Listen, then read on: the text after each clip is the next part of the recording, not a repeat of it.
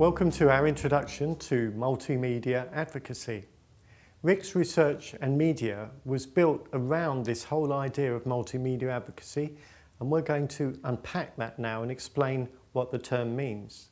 When we first developed multimedia advocacy back in the early years of the RICS Centre, as it was then called, we were really excited about the new opportunities for communication and self-advocacy that the new media forms that we had to play with could achieve. The essence of the RICS approach has always been about what we call the living lab. That is, the laboratory is the community. We work with people on the ground who are trying to lead their lives to their best ability and to realise their goals and ambitions. We introduce new media and we work closely with people to find out the best ways in which these tools can help. Multimedia advocacy didn't just come from nowhere. We were picking up and building on popular uses of photography and media, like home movies, like family photography, those family albums we have at home where we capture our lives and those of our loved ones and celebrate our life stories.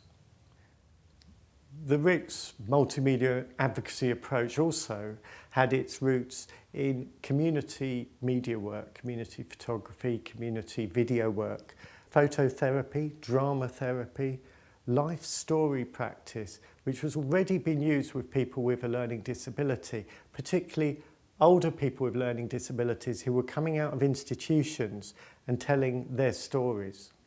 The name RICS, of RICS Centre and RICS Research and Media, comes from Lord RICS, Brian RICS, a man who spent his long life campaigning for people with learning disabilities and president of MENCAP, the largest disability organisation in the UK.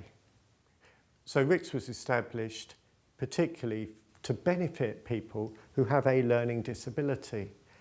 Learning disability, it's a label really, but what we really mean is those people who have particular challenges around organising their thoughts, around remembering things, their memory, and also around their communication, which is complex and as a result often not fully understood. We carry these tools around in our pockets and they're precisely for organising our thoughts, assisting our memories and making our communication more effective. Can you see the connection?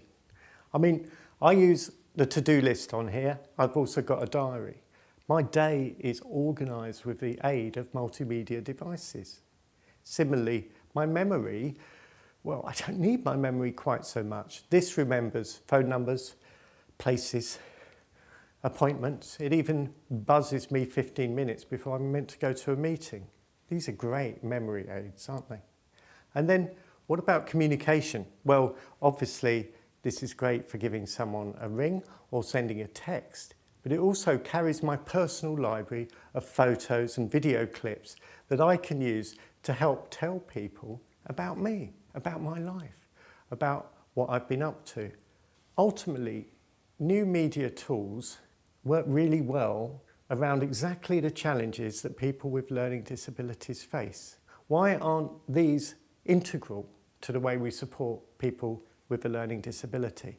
They're really convenient for us. They can make a step change for people who have a learning disability. And that's the principle behind the RICS approach to multimedia advocacy. So, multimedia advocacy is about using these social media tools that we have to benefit people with a learning disability. It's about making the tools we all use accessible to people with a learning disability and looking at ways in which they can then be applied to how we support people.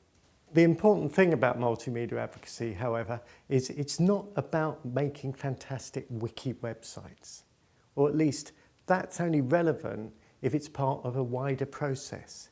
Firstly, the process of communication as we create this wonderful website.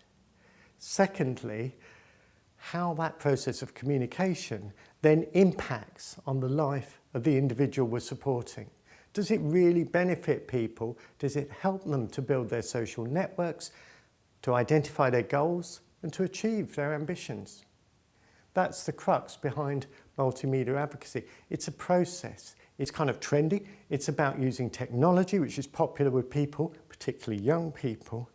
It's empowering. It gets people into the digital age. It means that people aren't digitally excluded as well as being excluded in all those other ways that people with learning disabilities can experience.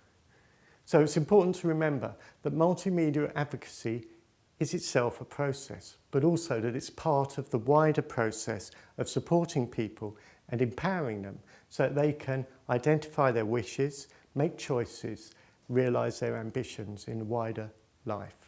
But by practicing multimedia advocacy, we're working in new ways, aren't we? We're introducing tools which we might be familiar with in our personal lives into professional settings.